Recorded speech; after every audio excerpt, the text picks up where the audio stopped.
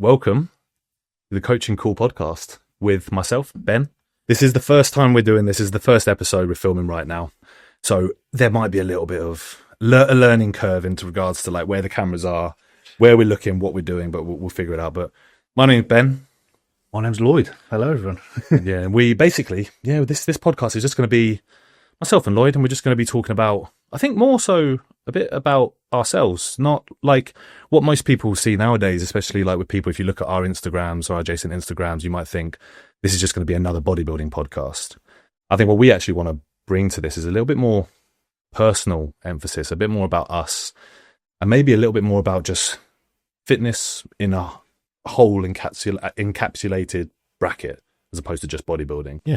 Yeah, I mean, it's very hard, especially in social media these days, very hard to get your full opinions across in short form content, which I think that we've had these discussions off camera, and it's that's where the industry is right now. It's just a lot of quick information, but it's not giving you your full opinions and your full views. And, a podcast situation is just such a better way of getting your views across, getting our opinions, and also talking about stuff that maybe isn't fitness related sometimes. And that's kind of what I'd like to get out of a podcast, I suppose. Yeah, without a doubt. Like you said, we talked like Lloyd just said, we were talking off camera, and we were saying like Instagram nowadays, it's like some of the comments that I get on some reels sometimes, for example, this is an easy example, is you'll do a reel, and you'll like an informative reel, and you'll get someone like add something that you've missed. And I'm like, if I were to talk about every single aspect of that topic I'm talking about, it's not going to be a 90-second video, mate, and you're not going to watch it all. Yeah. But people are like, oh, well,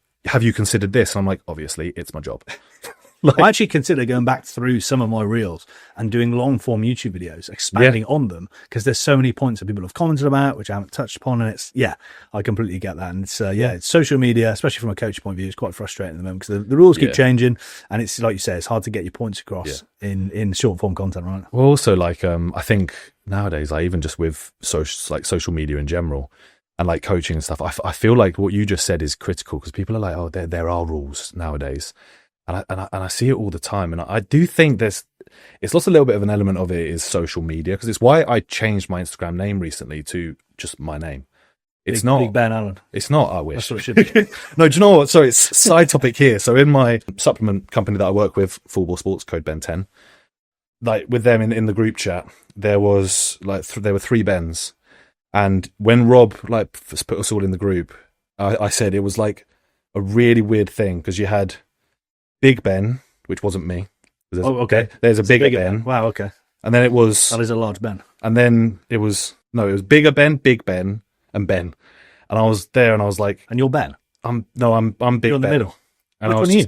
I was the middle one. Oh, okay, that's fine. And, because the Big Ben's IFB Pro. Right. And then but it was just a bit mad. But then I'm older than the other Ben, so I think I've got a little bit more muscle maturity. Catch up, man. Which you will do, I'm sure. Yeah. Well, it's Ben Featherstone. Like he's a big guy. Oh, maybe not. I'm trying to be classic. He's open, so I'm like, oh. But yeah, like I changed my name to just my name on Instagram because I was like, I've got my coaching pages where I put my client results. And I think there's an element of now I want a social media that was just mine, that I could post what I want to post. Yeah. And yet I still had people commenting saying, you're posting the wrong type of content for your business. And I was like, well, the point of my social media is it's my social media. I want to post this. Leave me alone. Yeah. Again, I get carried away with that sometimes sometimes I come away from posting what I want to post, which I find interesting because I'm trying to kind of tick certain boxes. But I mean, that's a big reason why the podcast for both of us is a kind of cool thing to do because we can both talk a lot, and I think and people can, as evident by the first 4.5 minutes. Probably haven't even covered anything decent here. But I mean, what's this podcast about then? Let's just cover that. So, do you want to go first? No, you can go, please. Okay. I mean, like I said, it's just for me, it's an opportunity to get more views out there, more opinions, and just get some more ideas out there, which might resonate with people. Maybe they won't, and that's fine as well. But just expand on a few topics in more depth, and again.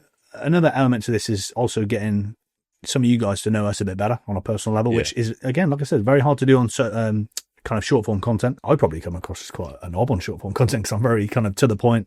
I like to state my my views pretty bluntly because that's kind of what I'm about. But that's not always the case, and longer form content like this is going to allow us to expand a little bit further into kind of some of those topics. So there's a couple of elements to a podcast that I really quite quite like. So it'd be fun, and I can talk forever, which is not always a good thing. It's I don't think, it's what you need for a podcast. I don't think that is, necessarily a bad thing all the time, but in a podcast setting, we can definitely get, I think it's just a good platform for us to get some more information out and help people. Yeah. That's the bottom line, right? But what do you think? I agree with everything you said there. And I think for me, like I said, I've always wanted to be involved in a podcast. And that's why I've been involved in some podcasts before. And I always really enjoyed doing them, because for me, it's an opportunity to sit down and talk with, the idea is to talk with a like-minded person or people. I think I did that the wrong way around, people or persons, whichever way around that's meant to be. But talk with like-minded people, and it gives you, like you said, a chance to put yourself out there, because if we look at it from a business standpoint, people talk nowadays a lot about personal brand and, getting yourself out there and, presenting that personal brand. And as a one-to-one coach, people work with you. Yeah. And it can be quite difficult to truly put yourself across on social media. Because like you just said, on your social media, you might, from your view, you might come across quite blunt. And maybe to others, you come across in that way as well. Whereas if you can, and if you're coming across nothing but blunt for say it's a half hour and a half long podcast, you're probably just a bit of a boring guy. Yeah, to be honest, that's what I mean. So people might not want to work with you, and I think it gives you an opportunity to kind of just be like, look, this is who I am, just like raw talking to someone. And maybe from that business setting, it's like, if you were working with me, this is the kind of conversations you might have with me as your coach, and likewise just in general life. So I think, I agree with you. It's just getting on a platform and just talking what's on your mind. Absolutely, man. I mean, with that being said, we haven't planned any further podcasts. No, to be fair, we haven't. So there probably will be maybe some informational stuff. Maybe we'll talk about some topics where, we've got specific views, and obviously there'll be topics around that we talk about, and obviously personal stuff as well. I think we're both obviously very big into bodybuilding, as a hobby, as a passion. You're obviously a lot better than I am, but well, I don't know. Well, you're vastly more decorated than I am. We can get into that in a bit. Well, I don't know about that, but get into that in a bit. We can talk about stuff on that kind of side of things. But it's in terms of future topics, we might do some Q&As as well. We haven't even discussed. We have actually, because we have discussed obviously like bringing people on, getting guests involved, like, because I've spoken to a few of my friends that I know that come from all walks of life, because like I said, one of the points of this podcast, which kind of steers back to what we were just talking about, is not just making it solely bodybuilding and talking about like the similarities between different areas of the sport. For example, one of my friends that I want to get on, I've spoken to him about coming on, is my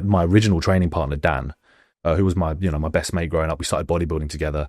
He then went, he went from bodybuilding to, he did powerlifting at uni, and now he's more like functional hybrid. He's doing an Ironman. So it's very interesting, because he's, me and him were like apple and orange. We were just together. If anything, I'd say he was better than me genetically. Interesting. And then I carried it through, but he chose to go off in a different direction. And I know kind of why, but well, I know why, but it'd be interesting, I think, for people to understand what led him to that decision. And so bringing people on to talk about that. So we've got ideas like that. So, cool stuff coming on the podcast. I mean, who are we then? That's probably what we should ask, because I'm conscious there's potentially people that that listen to this that don't know who the hell I am, and vice versa. So, well, I don't, because no one would have ever seen. I don't think we've ever collaborated on anything on social media. I don't think so. I'm not sure. But do you want to kick off with that? Yeah. Who the hell are you, man? I mean, who am I? I mean, I'm a ridiculously average bodybuilder. If you're actually going to deep it, right? I peaked in 2023 because in my first show I won PCA men's physique overall. Yep.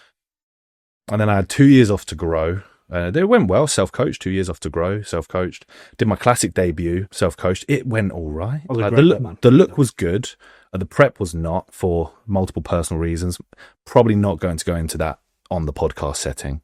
But, for anyone that knows me will know why. And, so ultimately, bodybuilding, it is my passion. I absolutely love it, love everything about it.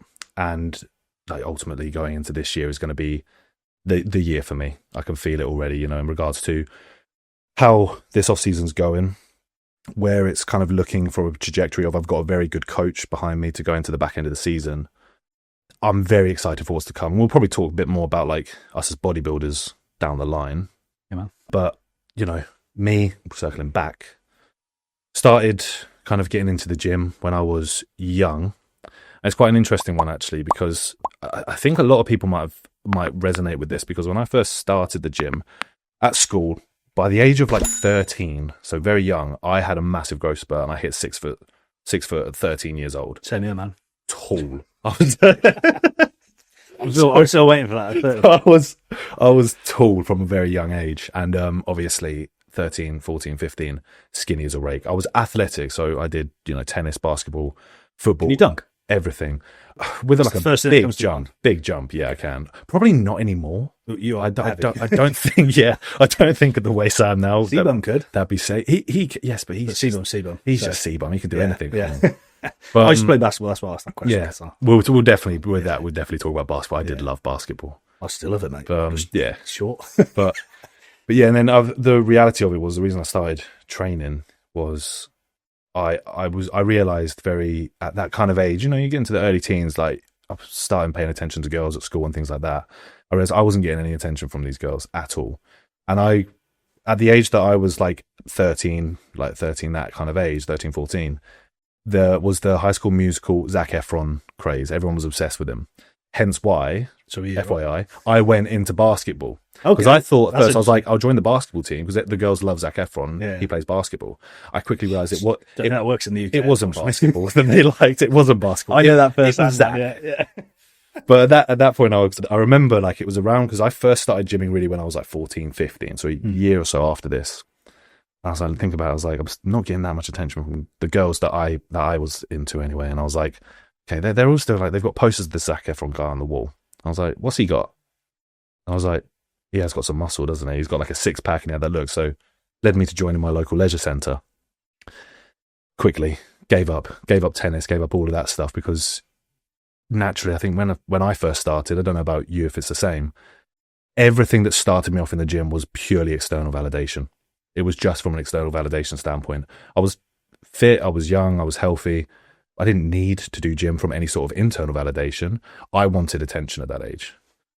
That steered me into getting into the gym. I don't know was that the same for you by any chance, or was it different? Kind of, yeah. Initially, yeah, it was kind of just to get birds, I suppose, which again didn't really work. But that was you're married now. Yeah, I am married, so I suppose it worked a little bit later down the line, I suppose. Congratulations. Yeah, thank you very much. So yeah, I mean, it was probably initially that.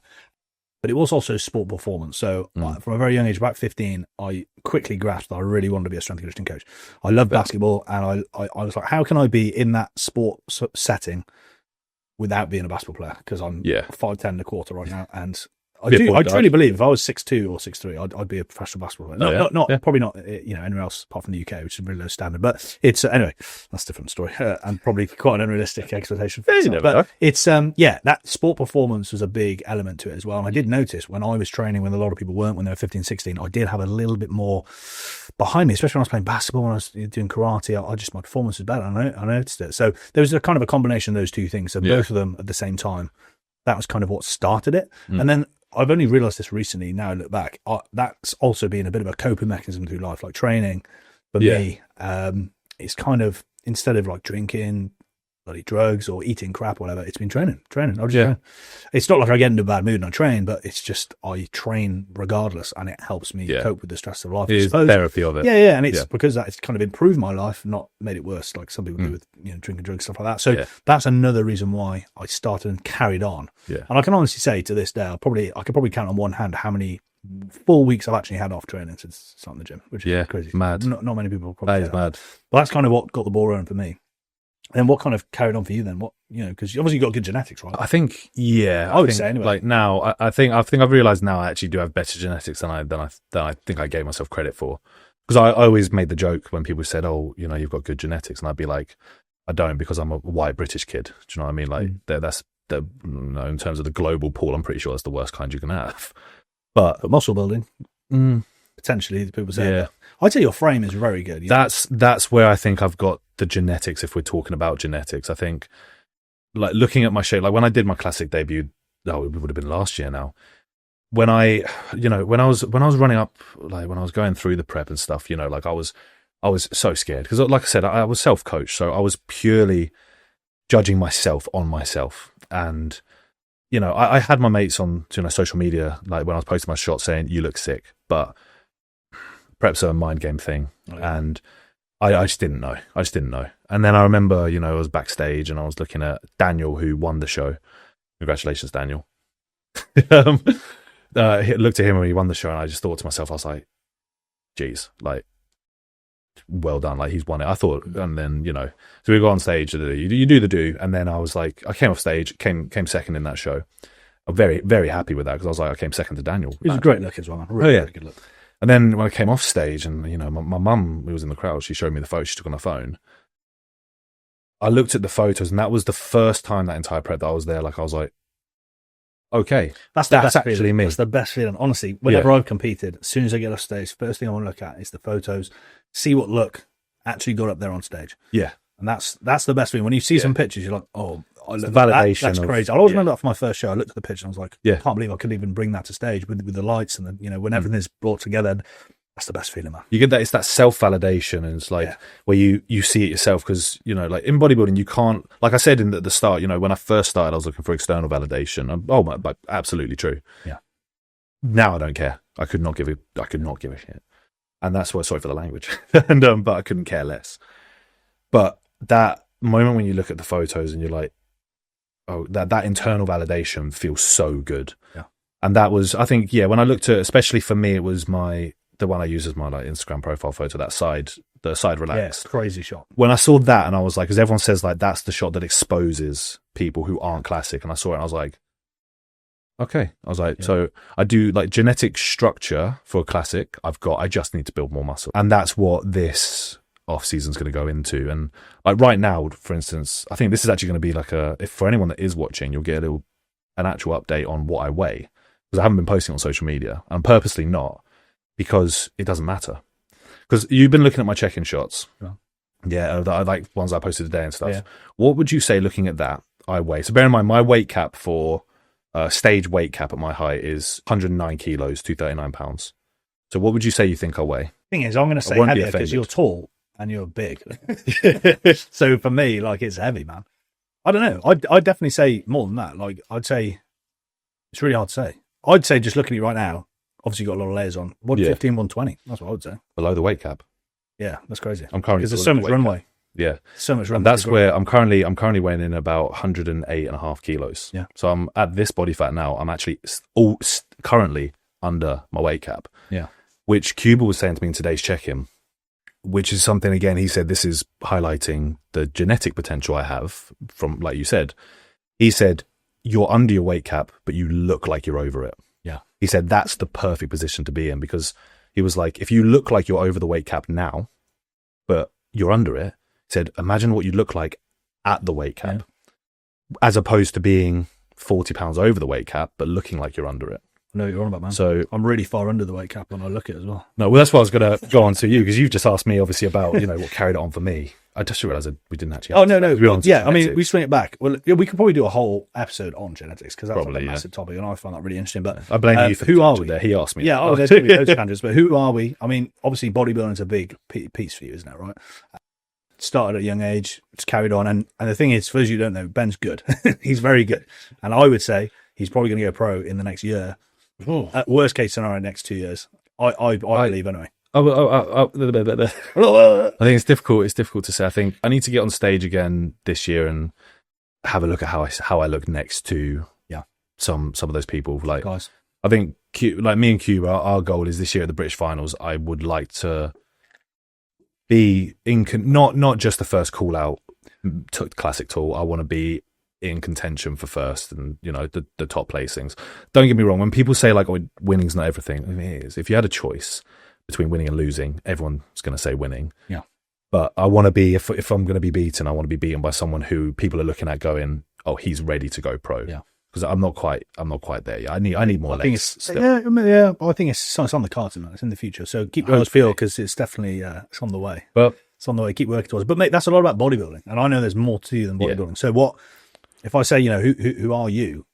Obviously, bodybuilding is a big part of your life, and anyone who bodybuilds at a high level, it has to be, because it's a full-time job, really, isn't it? Right. But what else, man? What else? Your coach? What else you got going? I mean, for me, I've always been like I said, the reason why I got into the sport and the personal training and everything was because I've always just been obsessed with sport, and like tennis and football and things like that. Like I do love like competition, and like my family I love my family. Love my family to pieces is the one thing I would definitely say. Like, anyone that knows me knows I'm a massive family man. Big mama's boy. Like, my mum is my favourite human in the world. She always will be. That will never change. Sorry, Dad.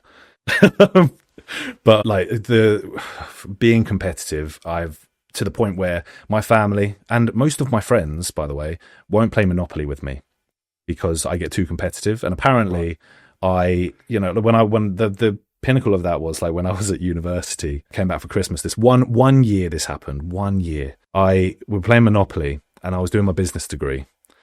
So I was starting to become a bit. Right. I was trying to put it into practice, and I remember I had Park Lane with a hotel, fantastic position to be in. So I had the Monopoly. And my sister landed on it, and so I said to her, I was trying to basically run a leverage of interest rates on my family, right. And they're like, Ben, you can't do that. Didn't know you could do this on Monopoly. Well, no, apparently you can't. And I said, why not? It's just there's no rules that say you can't, but they were saying it's too complicated, and I was like, it's not that hard.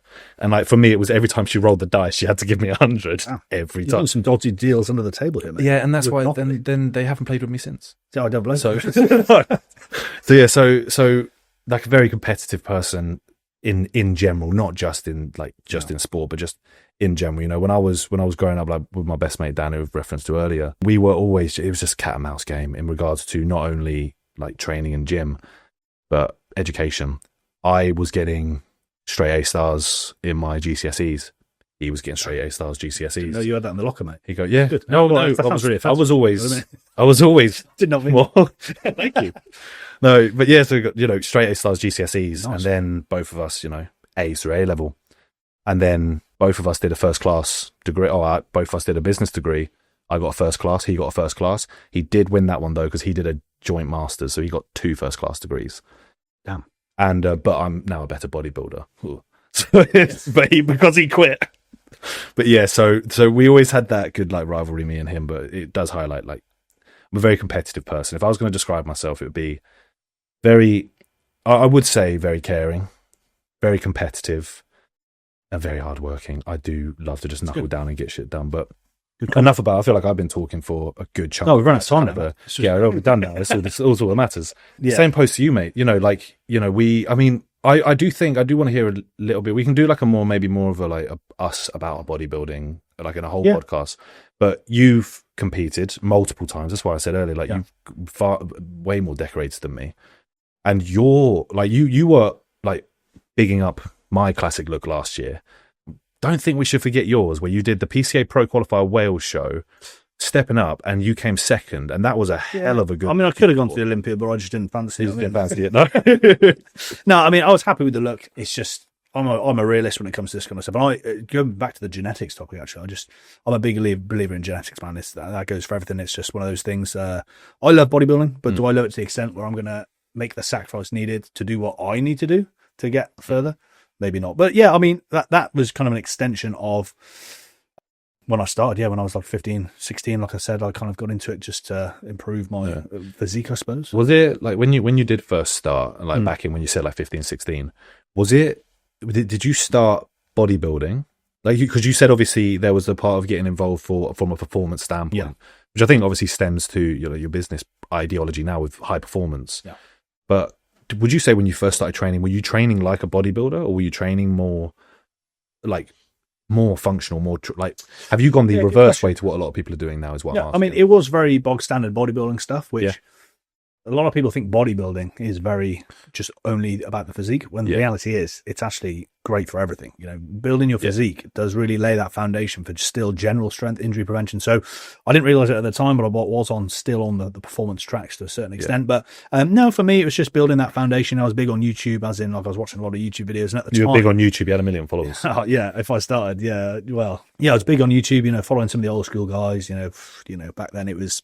Athlean X, who I think is still going actually, but Hodge Twins and all those kind of, I don't know if you ever watched those guys, and it's, that's kind of laid the foundation really to my training. And I just started building on from that really. And man, it's, I always find it hard talking about myself. I don't really, me too, so much to talk about, don't know what to do, but, because we've got, do you remember, how old are you? I'm 30 now. Yeah, so that was so we're similar age. Yeah, that was 15. So you've got 15 years of. Yeah, it's a lot to summarise in like a handful of minutes on the podcast, right? But I mean, that's how it kicked off. And then I started to realize like I love this and I love learning about it. And I borderline say I'm obsessed with learning how to not only improve my own health, physique, fitness, performance, but also how can I kind of use that to create a career and help people around me. Not only just like clients, but it's like, how can I improve my family's health, my future's family health? So for me, I thought it was a really logical decision to get into this career. And that's what I'd say about me. I'm not the most emotional person. I just think with logic all the time, like what makes sense for my life, short term, medium term, long term.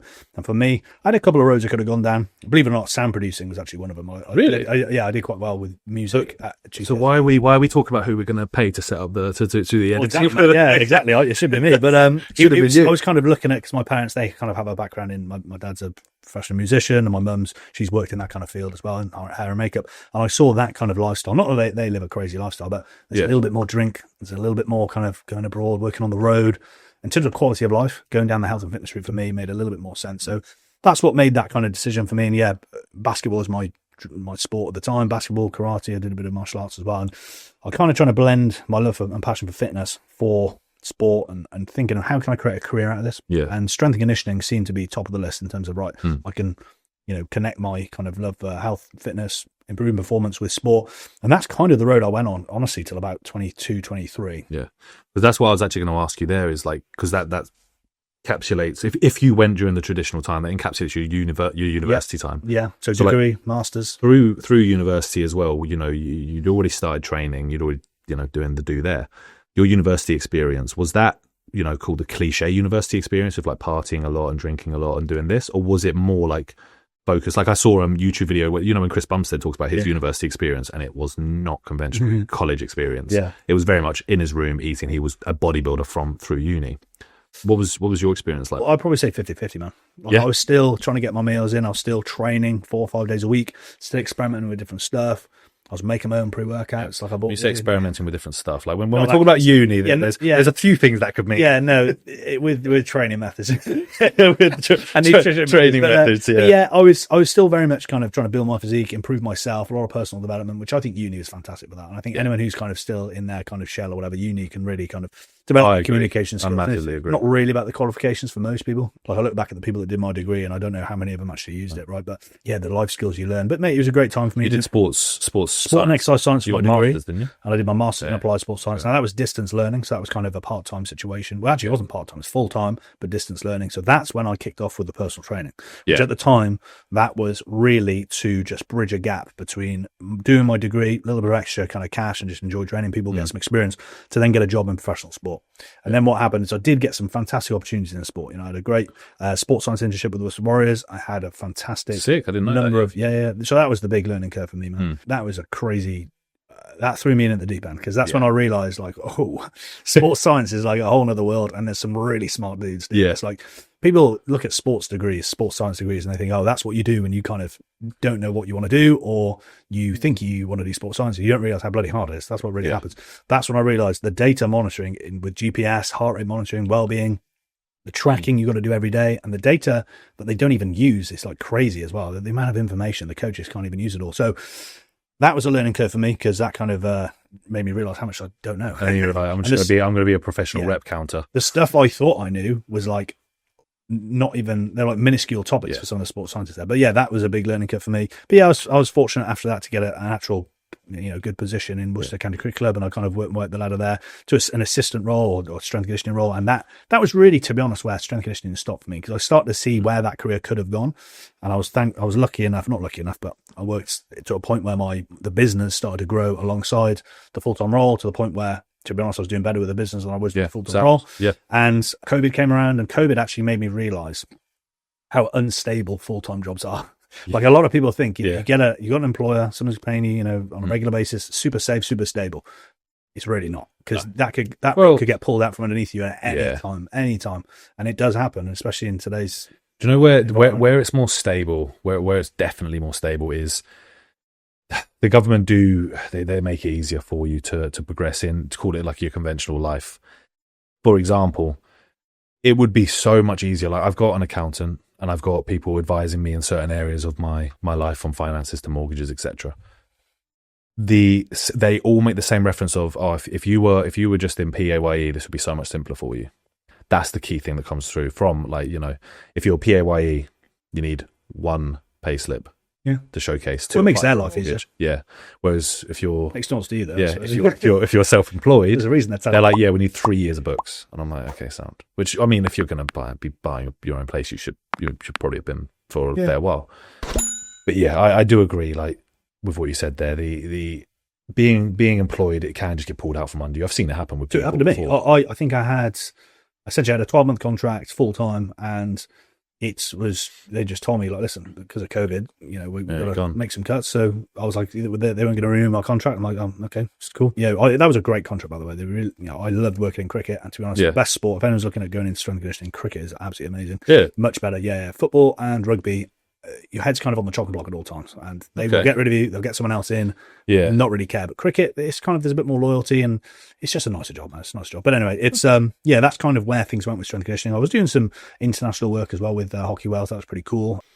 And that's where I started to kind of quieten down with the S&C contracts, and just went all in on the business, man. And to be honest, I don't regret that. There's a small part of me that loves working in a sports setting, like just being around with a group of lads, just having a good time, and just there's something about that where there's a part of my ego as well, which would love to work my way up the ladder, because my old colleagues, they do have some fantastic work roles right now with England cricket, which is super impressive. And it's you're only 30 as well. I am only 30. If you wanted to.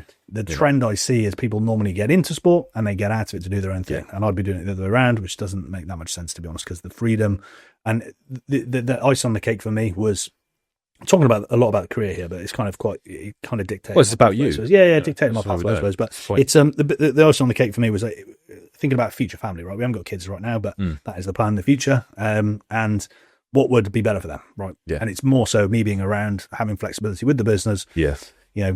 Doing things kind of my way, as opposed to potentially going away all the time. With sports teams, and although it sounds fun, if you're taking time away from your kids and stuff, that's not sure if that's something I want to do. So I think that's quite like an interesting thing to talk about. Obviously, this is more going very personal, but we are trying to get to know you here. Is that part of the reason why? Because you said that you're not in the at least short to medium term, you're done with competitively bodybuilding. Yeah. Yeah? Yeah. Is that part of the reason why? Because you're starting to, think about, like you're married, starting to think about starting a family and things like that, because that'd be interesting as well. Because for anyone who doesn't know Lloyd and isn't familiar with him, is now wife, Mel, very good female. Oh yeah, she's way better than me. Yeah, but she's way better than both of us, mate. And she this year, for example, like I say from my perspective, 4 IFBB overall lineups, 4 second places. Yeah, very close. Different gravy, man. Like it's obviously we're coaches, right? And a lot of people kind of moan about low calories, can't do this, can't do that. And she is the complete opposite. Gets it done. Yeah, I call her Machine Mel as a joke, but it's generally true, because she just gets on the Stairmaster, doesn't bat an eyelid, and the stuff. I won't go into too much detail, but the stuff she's had on this year, the last year and a half, personally, people would not understand the amount she's gone through personally. Like she's had essentially a few bad family health issues, and hasn't stopped at once. No, it's admirable. Very emotional stuff. So it's I see that. We don't talk about it too much. I say sometimes that she should, because it's inspiring. Because I work with clients that have stuff going on, and everyone handles emotions differently. But she's just next level stuff, man. So it's good to know. It is good to talk about. Obviously, we won't speak for Mel. I don't know. Don't need to know. She's probably fine with talking about all that stuff. I don't know. So I'll no, exactly. But like what we're saying there is like, because obviously where I was going with that was obviously like the potential for you, looking at potentially starting a family, and why you're stepping back from bodybuilding. Yeah, it just turned out to me talking about Mel then for a bit. No, I introduced it. It's part of it. Again, get to know you. But back to that. About her, like with her as well, because she was so close to pro card, but like especially from a female perspective, bodybuilding preps and fertility are definitely not something that you're going to be able to intertwine in very rare cases. Like, I mean, but full transparency on that, this was actually the healthiest prep she's ever done. Healthiest. She actually kept up here the whole way through. She won't mind me saying about this, because it's kind of, she talks about this with clients and stuff. So we're how long are we? 35 minutes in. So if they're still here, they're invested anyway. These are the people that like us. Yeah. The people that don't like us left in the first couple of minutes. But thanks, guys. That's like an overarching thing with me. It's just got to make sense long term. And I mention this to clients all the time. Having that big why. and understanding what your long-term goal is really helps you make decisions short-term, which if you don't have that understanding of what you're trying to do and what kind of person you're trying to be when you're 50, 60 years old, it's very hard to make decisions when you're 20 and 30 years old because they might not make sense. And I see a lot of people do that. They're doing a lot of stuff that doesn't make sense long-term, but they're just doing it anyway, which doesn't make sense. But me and Mel, we do like to have a conversation about this, just making sure everything we do makes sense long-term. And for me, we're going back to the competing thing. That was that was kind of the final nail in the coffin for me, was for me to go down that route and bring a better look to stage, to do more than what I've done recently. It's not going to improve my life long term. Like, I've got enough muscle now, because that was really the big thing, is how can I get to the top end of my fat-free mass index, which is or a shade under it now. I'm around about there now. How can I get there in the quickest, most efficient way possible, so I can pull back when we do have kids, when business gets busy or whatever, and when we have other commitments. That's my big thing, is getting there in an efficient manner, in still the safest manner possible, if that's possible, and then pulling back. Now I'm 30 years old, I'm happy to say I have done that. To push on from here, it's actually going to be probably a detriment to my life. It's going to be, an extra time commitment, extra energy commitment, potentially for everyone who's in the loop with bodybuilding, the stuff you've got to do, the stuff you've got to take. It's not, to a certain extent, it's kind of an inverted U, right? It gets good and then it gets bad. Well, that's what I see. That's something to discuss. This is an interesting thing to discuss on camera. We can talk about. Yeah. We could probably do other episodes on that, though, because definitely. My views on that are very clear, and I would love to do another episode on that. So let's do another episode on it. Definitely, because we could talk about shit all day. that could be a whole episode on its own. Because it's got to be. But I agree with what you're saying. As coaches, I think your message with that has got to be very clear, because there's a lot of coaches these days that put out anything. Just say this, and it's like, such and such. There's a few guys on social media right now doing that, saying you need to run high doses of X, Y, and Z. I think the result in that is not what they think is going to be. No. The wrong people are going to do the wrong stuff. Couldn't agree with that more, especially because I know now that there is we would, again, before we started, to set this up and got this recording, one of the conversations when we were talking about social media, we said it's hard. Social media has to be captivating, has to be engaging and immediately engaging, and the way to do that is to be controversial or out there. And so you see, I see coaches now who have so much knowledge on PEDs, so much knowledge, very, very, very respectable people, and the short form content on social media is more of the comical, jokey aspect of boom, this much. And I'm like, I know that you are smarter than that. Yeah. And your clients that you work with aren't running it like that. You're very good at this job. But Timmy, watching online, might just be like, Timmy, that's what he does. I hope there's a Timmy watching this. Yeah, what's up, Timmy? But that's where there's a danger there, because we'll cover that stuff. I'm very passionate about doing that side of things properly. But just to, I'm looking at my phone here because we've got a couple of questions we want to round off here.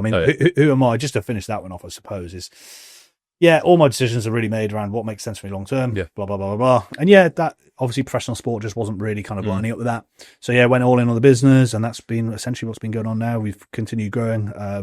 And we're lucky to have myself. We've got a second coach, Dan, who's absolutely awesome. Again, the clients, they'll all say that about him as well. So we got a cool, and we got our assistant Green as well. So we've got a cool little coaching team at the moment, and that's kind of my full priority right now. Is just I'd say in relation to coaches and PTs in Worcester, I think you've got people like yourself, Jake, probably two of the most well known or most successful names. I'd say when I'm talking about the vicinity of Worcester City. Yeah, I could mention Jake. I wouldn't. I can't. But then this might be biased because I know both of you, so I might only see you two. I'd say you two are probably the most successful that I've seen come out of that area. So you've done very well, haven't you? Yeah. Do you know what I mean? Appreciate the compliment. Yeah. And but like you said, you've been doing it a long time. I didn't know. I found it really interesting. Then, I didn't know all the background of you working in, with the cricket clubs. Yeah. So mate, I kind of don't talk about that enough. Yeah, I don't talk about that enough because that's really my background. That was my bread and butter, and that's what I'm actually qualified in. And I don't talk about that enough because a lot of coaches, they kind of do their qualifications and then they kind of jump straight in. Most don't nowadays. Most don't. Yeah, I know quite a few successful coaches that don't. But the way we do things differently, high performance strategies, which is the business I've been kind of mentioning here, that we like to make sure there's evidence and strong anecdotal evidence, but mostly research behind absolutely everything we do. And that's something that we pride ourselves on. And that's something I'm big on, is that I will do the back end work to figure out, what are the best methods, training, nutrition, whatever it is. That's what we do for clients, and that's that's why we get the results we do. But that's really been the main focus. I do have some other bits and bobs going on. I mean, we do have, me and my partner Mel, she has like a family business called Sunset Retreats, so I do assist with the marketing on that one. She's more operations, so we're just kind of still in the process of getting that kind of off the ground. It does well, but we've got some big goals for it, so that's something in the background as well. So time is kind of split. Again, mostly coaching, but there's hours going towards that as well. And in regards to my training right now, which we'll probably touch on this in a little bit as well with goals and plans for the year. It's kind of come away from bodybuilding now a little bit, in a sense that I don't have plans to compete, but I do still have plans to still improve my physique. I'm always wired like that. If I'm not working towards something and progressing, I don't like that. I get really uncomfortable. I feel like, what the hell am I doing here? This doesn't make any sense. I always want to be progressing, so I'm still training, 4 days a week. Still, if anything, I'm even tighter on some of the variables now. Because some of the tools, to not beat around the bush, the hormonal assistance that you can give yourself to push in bodybuilding, I don't have that anymore. So I'm more so, and I'm on a fertility protocol, so everything's kind of boring. You could say it in bodybuilding terms, but all the little details, sleep, all these little supplements are all kind of I'm kind of dialing in all those even more than I have done before, and I'm really enjoying it, to be honest. Really enjoying it. I feel really good. My body feels great. So that's kind of where things are. I think that's who I am, and that's where things are right now. And it's fantastic. I mean, it's nice because, again, like, the people watching this won't know, like we said at the start, is we've known of each other for a very long time. I was trying to think, how the hell did we meet? I think it might have been in Revs, Revolution Fitness Buster. First time I ever saw you, it was definitely Revs in person. That was only a couple of years I was in the ago. car on the way up. I was like, when the hell did I even meet Ben? Well, and then that we was knew each other. Like we knew each other through like just social media. We were both living. We knew people in Worcester. Do you know what I mean? And then I just remember, like, I'd full transparency, full honesty, I'd been led to believe that this version of you, there was the version of you. I'd been, arsehole. Yeah.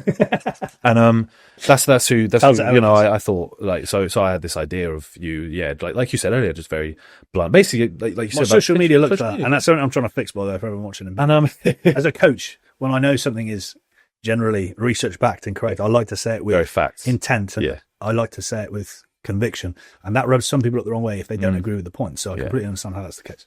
And then so I had this version of you that was painted by someone else, but I do give myself credit for the fact I'm very good at, I'll take on board someone says such and such about someone. Okay, I'll thank you for letting me know.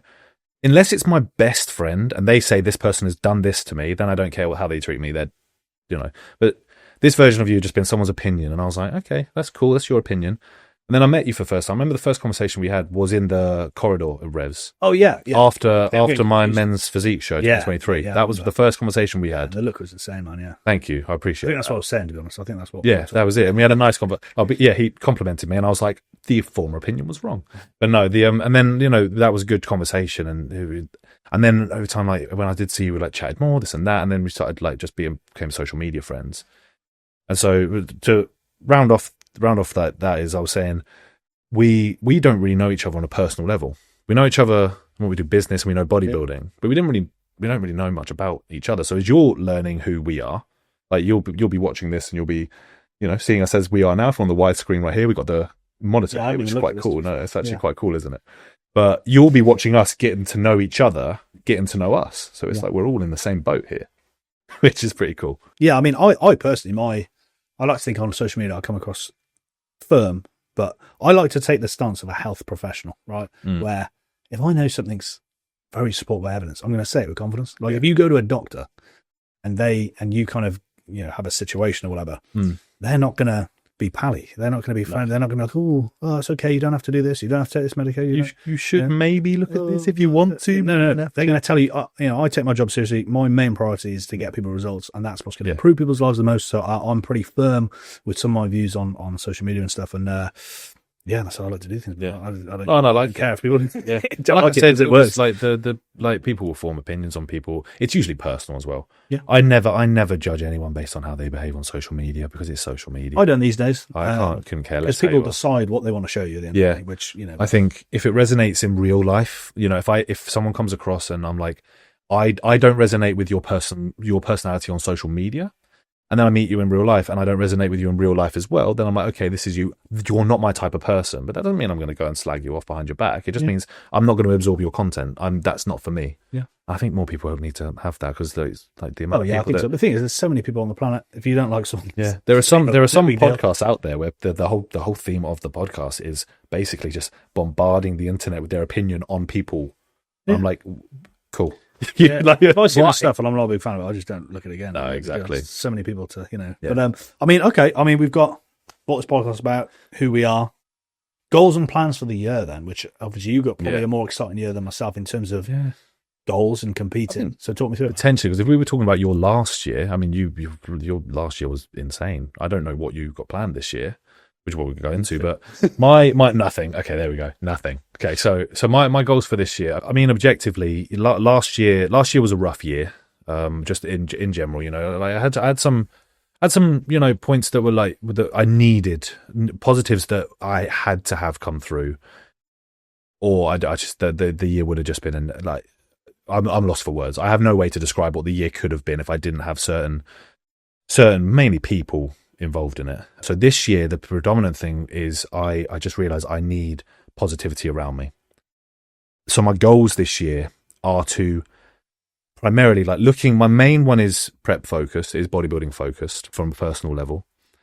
And it is to have a planned and enjoyable prep through and through.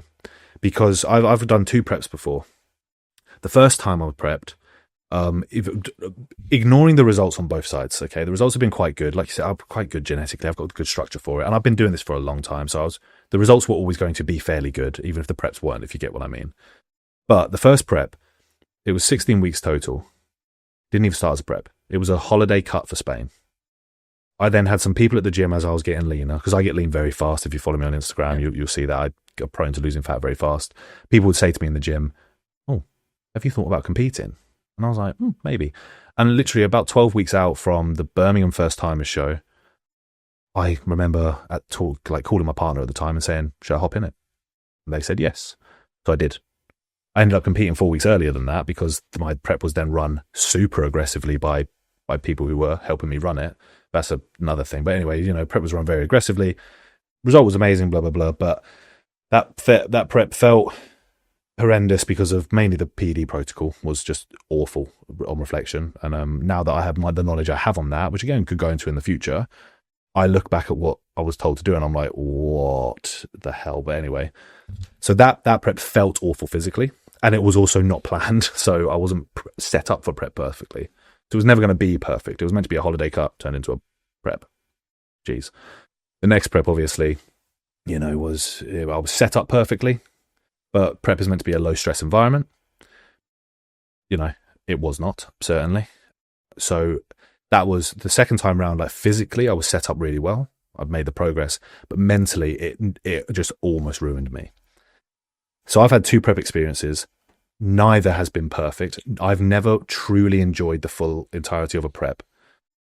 So this time round, I want to enjoy the whole process because I love bodybuilding and I loved everything about the prep. The worst part for me about prep is the first 5 minutes on stage, or the first couple minutes on stage, because I have blisteringly bad stage fright. Oh, really? So I hate it so much. But once I'm up there and I realize I can't see the crowd, it goes away every time. I'm also fatigued. I'm almost pretty numb to it, to be honest. Yeah. I've never been super nervous. I always have been. So yeah, my goals for the year are to actually enjoy the prep from start to finish. Yeah. And just that's pretty much it. Like obviously I want to go to the British Final PCA and I want to go in to win it. I want to go in to win it in Classic Tour. And I want to really step forward and kind of be like, I'm going to be very good in classic bodybuilding. Not just he was good once, which is how I view myself right now. I was good once. You don't know that continuously. We've only done it once. So exactly. That's the thing. It's facts. Technically, that's right. One hit wonder.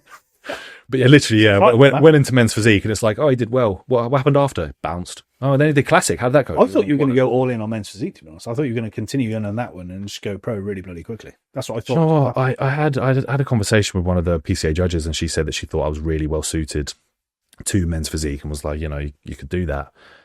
But my thing is, I could never call this, and this isn't a problem. So there are some men's physique athletes might watch this and think, oh, so you can't say that. this is me personally, I could never call myself a bodybuilder no matter how big I get if I did men's physique. Yeah, that's fair enough. Because in my opinion, it's like you got open bodybuilding, classic bodybuilding, men's physique. Bodybuilding's not in the name. So I didn't feel like when people say, oh, you're a bodybuilder, I'd be like, not really, because I did men's physique. That was my perception of it. That is not saying that is how it's seen by others at all. I mean, you look at Jeremy Buendia, the guy was they're all bodybuilders. But for me personally, I don't know if it's that stigma of I have to do classic because that's bodybuilding. I'm hoping everyone listening knows the difference between men's physique and classics. Yeah. If you don't, you would have been lost for that. Yeah, exactly. Minutes. Board shorts, skinny trunks. Board shirts versus tiny trunks. So that's my main goal for the year is that one. And then I think progressively, like from a business standpoint, this year I've got, last year's competitive season for me with clients went very well. I got 6 clients on stage 16 times. 16 out of 16 top threes, so consistently top threes. My first season was one show, all 3 of the girls got top threes. So at the moment, my track record as a coach is 19 on stage, 19 top threes. So that, for me, I'm like, okay, now I want to go in with more. So I've got my first open bodybuilder, Ade, coming in. He's very good. I want now to go into the right. So I've been getting top threes. I want to start getting wins. Yeah. I want to start pushing for overalls with my clients. Because the bottom line for me is, and this is maybe the last thing to say about me, I would quit bodybuilding 100% to be a bodybuilding coach, a successful bodybuilding coach in a heartbeat. Good. When I see my clients winning, that feels so good. Like I remember I thought I was going to cry when Jack won his first time at show. So more of that this year is the big goal from professional. Very bodybuilding focused that, I understand that, but... Well, that's your life, man. That's your life. Again, I think, if you're going to do it, you do it properly. Yeah. I say to clients a lot, you can't really have balance if you want to do something very, very well. Literally did a you post need about to that prioritize. yesterday, I think. Oh, do you? Yeah. Like balance is killing your progress. Yeah. Because realistically, anyone who's done something incredibly well, it's just not done with balance. Like, you're not trying to still have a really good social life. You're not still trying to excel with your business, work really long hours, and try and become a successful body. You can't really do all of them at the same time. You have to commit. Yeah. And again, there's going to be times where you've probably had to sacrifice, eating flexibly to stay on plan. But it's a sacrifice that's worth it. Yeah. What's on the other end is what you want, right? People get that word kind of wrong. Yeah. I find they don't realize sacrifice. You're giving something up for something better. Yeah. Well, my biggest thing now is, and this is one of the things I say to my clients all the time in regards to eating out and takeaways and stuff like that is, biggest piece of advice I give people is in bodybuilding, a lot of people focus when it comes to off plans, they make it about the food. Where am I going to eat? Where am I going to eat this? What am I going to eat when I go here? Bodybuilding can be very, very, I know the cliche is it's not solitary unless you make it, but the actual endeavor of building muscle and prep, and that is solitary. You do that yourself. No one does it for you. So my attitude when it comes to off plans is I don't have off plans alone is one golden rule. If I'm alone for a week, I don't have one. I don't need one. Yeah. Because my off plans aren't about the food I'm eating. It's about the people sat across from me. So if I'm having an off plan, this wasn't always the case. I will admit that. Hold my hands up and say the off plans for me did used to be the food. And I used to just think, what am I eating, especially on prep? Now it's more of okay, so, all of my other meals in the week are very regimented, this and that. This is my off plan. Who am I sitting with? I'm going to enjoy your company. Yeah. The food's just, it's whatever. It's there. I think bodybuilders have a different view on that because they've seen both sides of the spectrum, right? They've been incredibly hungry, when they're ravenous, waking up in the night being hungry. I've had dreams of pizza before, right? Oh, man. And I'm not even a big foodie, I'd probably say. But we've also seen the other end of the spectrum where we're on 4,000 or 5,000 calories. I've got to 4,200 calories before you've probably got. Is it? Yeah, well, yeah, I'm not a big one. But you've probably got to what, 5,000, 6,000? Yeah, 6,000. Yeah. When you're on that amount of food, hated it. And when you've actually trained properly and tapered your calories up to a high amount while still not getting fat, it's hard. Yeah. The novelty of food really wears off. And I think a lot of people that have food focus, they haven't experienced that. They haven't given it the time or been patient enough to be able to taper those calories up to experience high volumes of food to realize I actually don't want food anymore. They've never felt that, which that's my opinion anyway, but it's obviously a little bit more complicated than that. But interesting. What are we doing for time, man? We're on 50, 55. Sweet. Okay. So everyone, we'll give you a little bit of background because I don't see many podcasts do this. I've got this little thing. Oh yeah.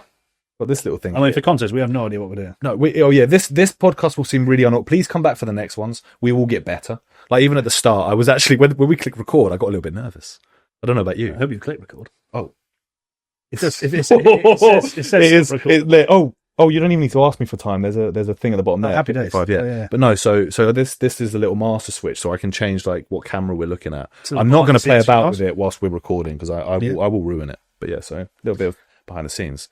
But anyway, so that's goals. Your goals for the year. yeah, it's true. I've talked about mine. I know you said you I haven't. didn't even mention mine. I forgot about that. So yeah, goals for the year. I mean, I mean, in my made head, the best podcast in the. yeah, to be honest, it's getting more content. That is a big goal, actually, is to get more long form content out there. That's something I'm working on as we speak. I've got my own personal YouTube that I'm bringing back to life, planning on posting one video a week. So a mix of educational stuff and maybe some more personal stuff. So that's cool.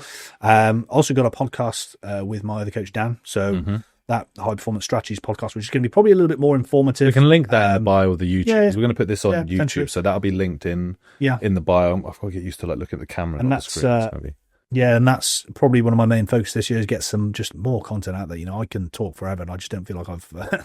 I feel like there's a lot of content that I haven't been putting out for forever, and so just put out more value. And in terms of training, still training as usual. I'm still essentially just trying to build muscle in a very, very lean fashion, very slow, very steady, staying in good shape across the year. That's kind of going to be standard across there while running a fertility protocol. And then business wise, essentially, keep growing things. That's High Performance Strategies and Sunset Retreats. So that's pretty much, that is the year, maybe a couple of holidays. We have just got a puppy. So yes, congratulate. So it's kind of, we've had a few things go on recently, which meant we couldn't have our honeymoon. We then got the puppy a little bit earlier than we thought we were going to get her. And then, we've just been quite busy, So juggling a few plates, but that's all, it's all part of the fun. And that's pretty much the plan for the year. I did in, when was it? When I first moved into my new place, about like 3 months in, I remember obviously, dating Bex at the time. Well, still am, by the way, just, that's not what at the time was, we were just dating. We weren't like to get like official. I'm getting to that. I'm deep in it. And I remember because it was just me in a flat. I was there and I was just like, I did nearly buy a puppy, but I thought I'll be smart, and I'll ask my landlord if he's okay with that first. Thankfully, he preferred me not to, because now that I'm here and I've got these plans for the year of client shows, a lot of them here, there, everywhere. I was like, if I'd had a puppy, that would have made it hard. So I am very jealous you've got one, because I bloody love dogs, and they teach such good core values. Responsibility, everything. I just love animals, mate. I think they're great. I think I read once that they help your brain secrete like a certain chemical that just makes you feel happy. And I think if you've got loads of animals around your house, the stress levels just generally are lower.